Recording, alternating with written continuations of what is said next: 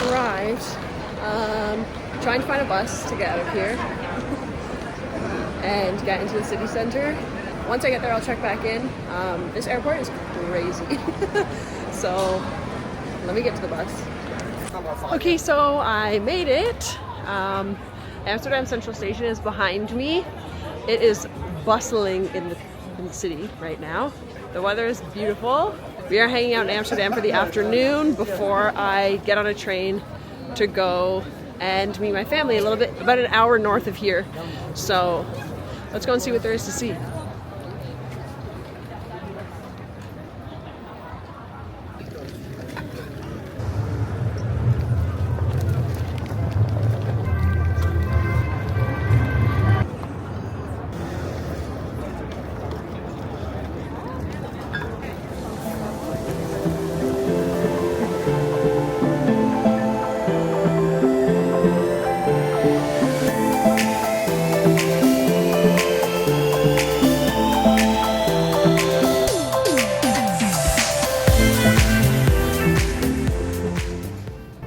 First mission was find something to eat, and of course it had to be a stroopwafel. So let's get into it. Okay, I moved over to the sunny side of the street.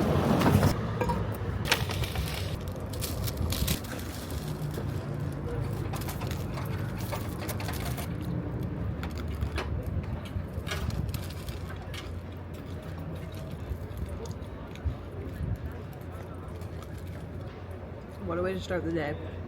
A blast of sugar straight to the dome. Mind you, it's like 1:30 in the afternoon. Great start.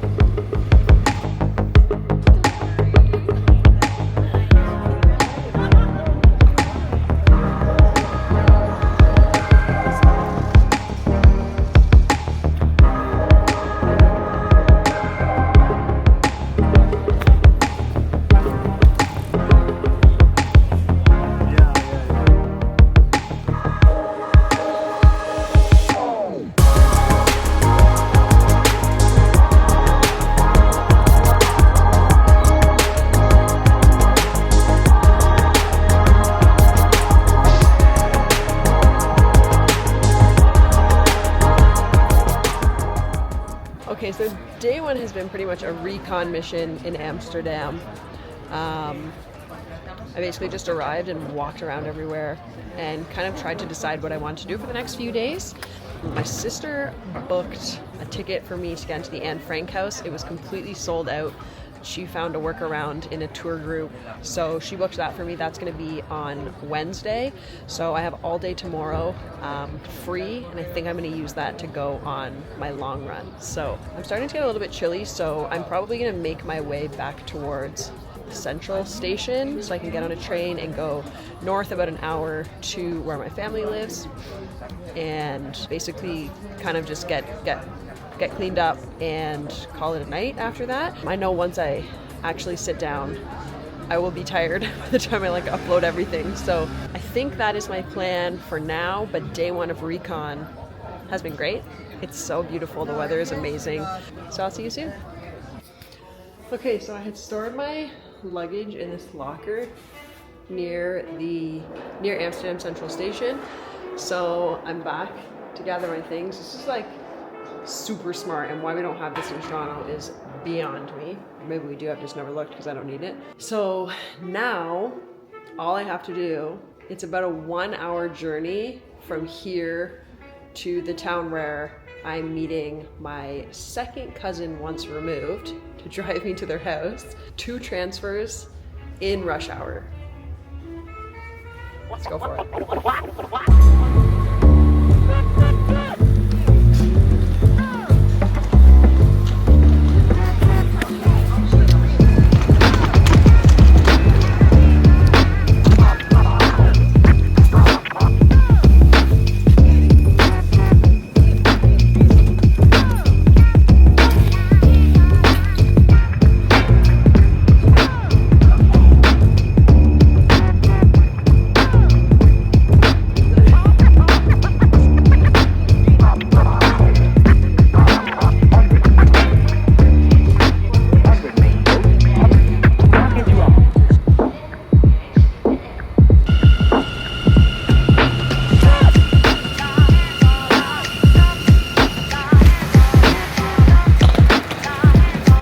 this the end of this train? Yes. Yeah? What do you want closer? Drawnton. Jordan, you must stay in the train to go. Stay on this train? Yeah. Look at this. The next stop of this train is Jordan. Okay. And it's going to leave at 30 minutes. Okay. Thank you. I can stay here? Thank you. Good morning. I slept a lot. The jet lag really caught up with me by the time I got home. By the time I got here last night, I think I fell asleep at like 8:30 maybe, and it's like 11. So was on and off for a very long time. I didn't realize both my windows were open, so I woke up cold a couple times. But yeah, the jet lag definitely caught up with me by the time I got in. So anyways, I'm gonna get up and head downstairs for some breakfast. Nobody's here. Everybody is working today, so I'm not gonna see really anyone until later on. But I think for most of the rest of the morning and beginning of the afternoon, I'm just gonna kind of lay low. I need to like really get my energy back up. I am not like at all ready to run. But I do have a route planned out, hopefully for maybe later this afternoon, where I might be able to go and get my first views of some tulips. I saw a little bit on the drive in here last night, but I was just so tired that I was like half asleep the whole time. So I'm gonna go get dressed and head downstairs and get something to eat, and I'll see you soon.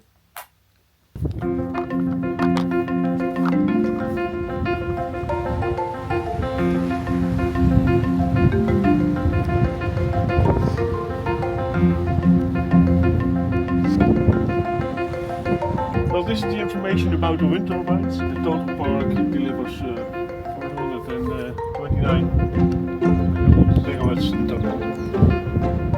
Is that a lot? Like, I don't know how much that is. Like... 400,000 Oh, there. Okay. 400,000 households. Wow.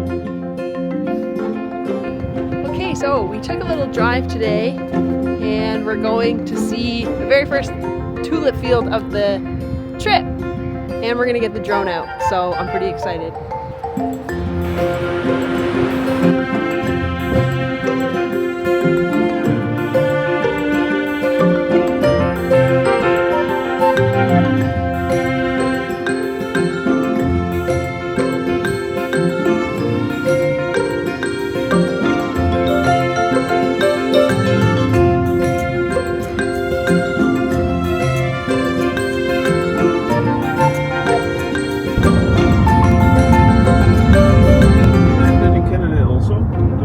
Cyclists like that? Yeah. Yeah. They are suicidal.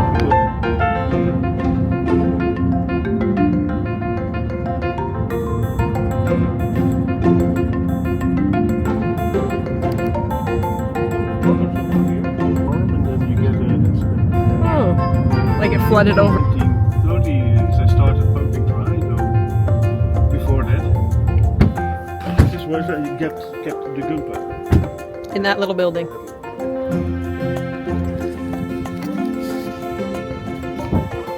Someone's gonna have to tell me what it says, though. Yeah.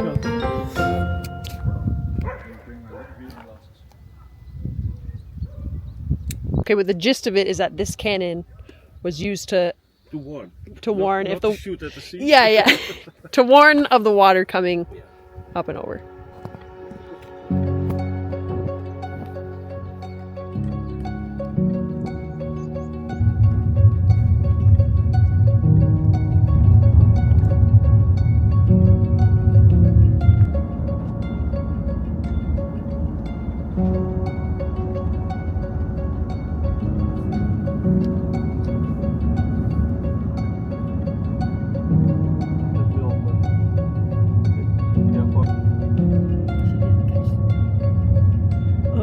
On the other side.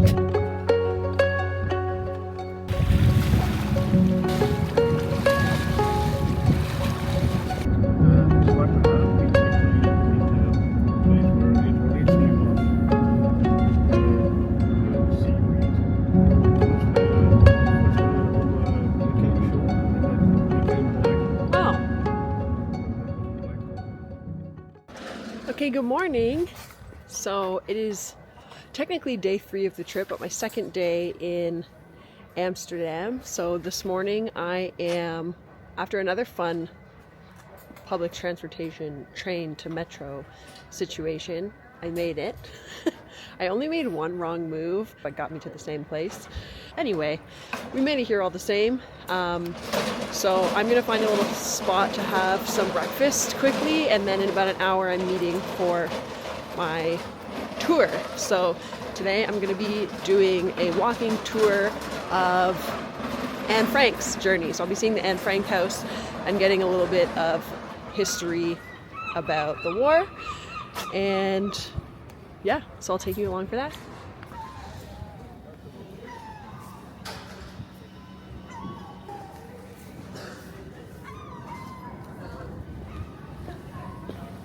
Okay, it was my intention to get pancakes this morning.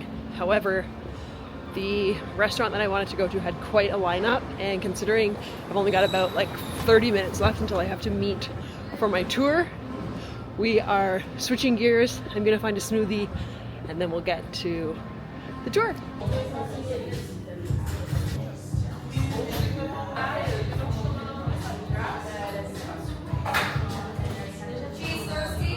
Now, how did the Franks get here? How did they end up in hiding? Initially, the family is from Frankfurt, as the name kind of suggests as well. And they're a family of 4. So there's Otto and Edith, the parents, and Anna and Margaret. And in 1933, when Hitler was elected to power, they decided to leave Germany because they didn't really see a future in this country for themselves.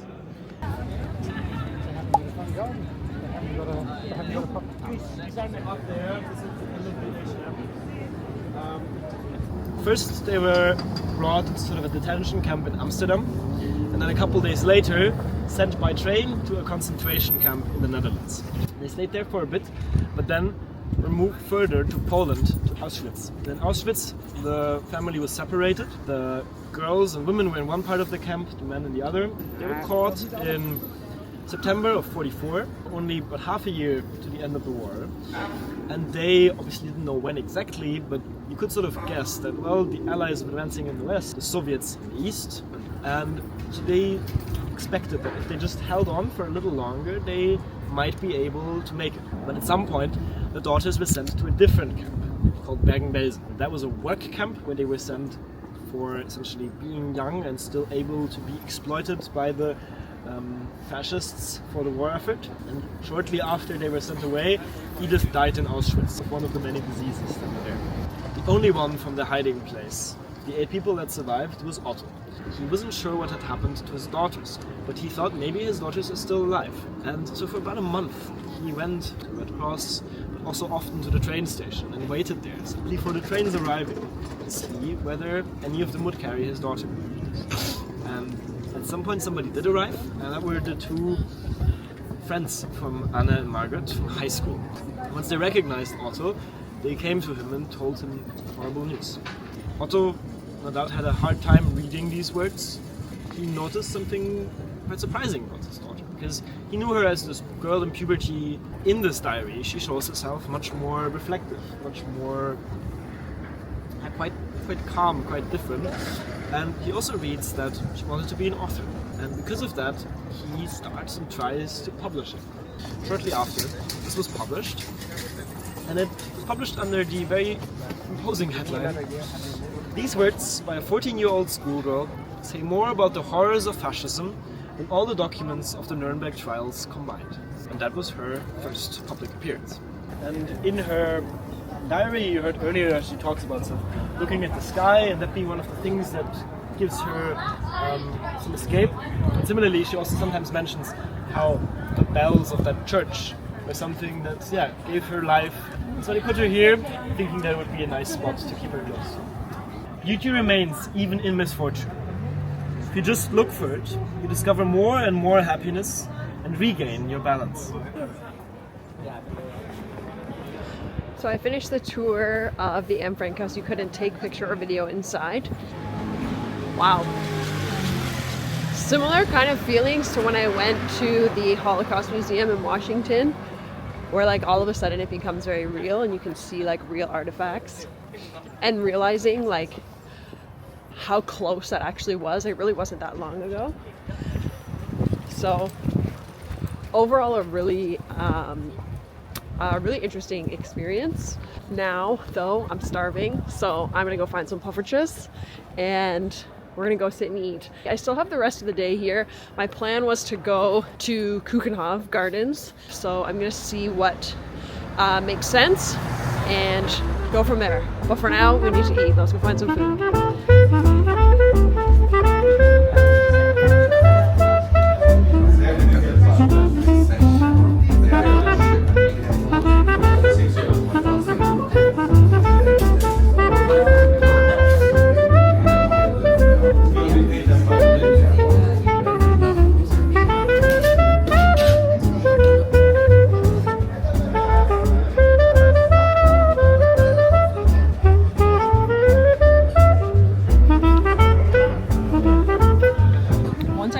I'll be able to think more straight about what I'm going to do for the rest of the day. But right now, I don't need anything else.